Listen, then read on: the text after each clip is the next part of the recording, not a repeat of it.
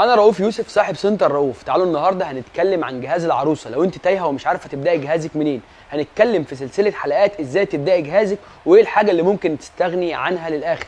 واول حلقه معانا هي حاجه المطبخ والحاجات الاساسيه اللي هي بتتجاب في الاول. وهنبدا طبعا معانا اول حاجه في الحلل وهي طقم الاستانلس. وطقم الاستانلس من اللطم الاساسيه جدا عشان مفيش غنى عنه، بس عشان نجيب الاستانلس لازم نجيبه صح. طب نجيبه صح ازاي؟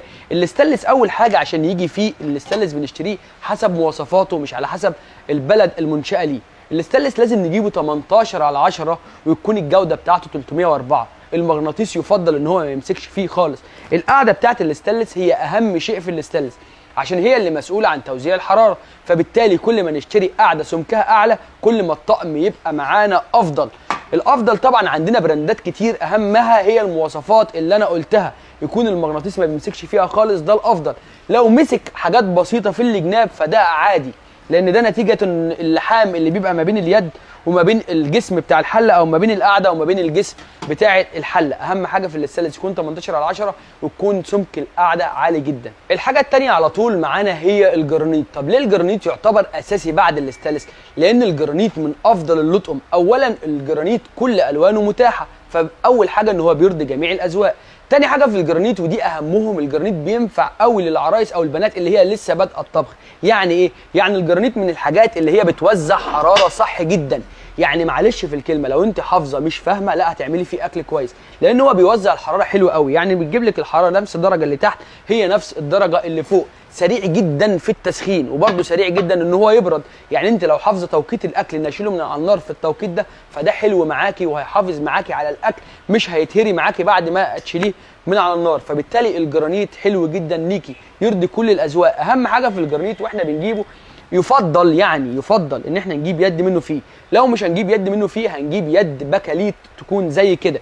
اليد البكاليت دي ايه الفرق ما بينها وما بين البلاستيك؟ ان اليد البكاليت بتبقى يد حراريه فبتخش معانا الفرن عادي جدا انها تسخن. الحاجه الوحيده اللي تاثر فيها ان هي لو جت في النار المباشره.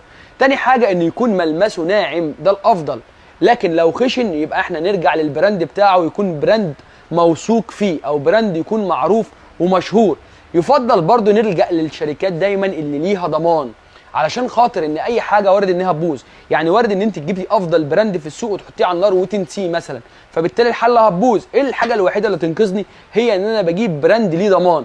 كده دي افضل الحاجات اللي احنا بنجيبها، عشان كده احنا بنختار الجرانيت بعد الاستانلس على طول. الحاجه الثالثه بقى بعد الجرانيت وهي معانا التيتانيوم. طب ايه هو التيتانيوم وليه بنختاره بعد الجرانيت؟ التيتانيوم يا جماعه هو الحاجه الافضل من التيفال ومن السيراميك، لان التيتانيوم هو اكتر ماده صلبه. ليه بقى اجيبه وليه افضل كمان منهم؟ عشان التيتانيوم ممكن لما اعمل فيه اكل واعمل الاكل على النار ممكن اشيل الحله بالاكل بتاعها واحطها في قلب الثلاجه يوم 2 3 اسبوع. الحمضيات والاملاح بتاعه الاكل ما تاثرش على التيتانيوم لانه صلب جدا، وبالتالي برضو توزيعه للحراره افضل.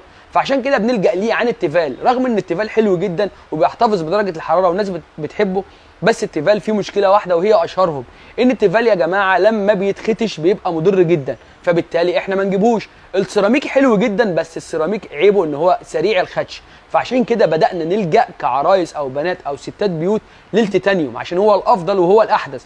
وبرده لازم نجيبه اصلي ولازم نجيبه من مكان موثوق فيه. هات من المكان اللي انت عايزاه، بس اهم حاجه تكون الثقه رقم واحد، عشان خاطر التيتانيوم بقى شبه جدا التيفال. فبالتالي في اماكن تقول لك التيفال هو التيتانيوم وتبيع للناس باسعار خرافيه على اساس ان هو التيتانيوم عشان هو معروف ان هو غالي. اكتر حاجه في التيتانيوم مش محبوبه هي الوانه، الالوانه محدوده جدا.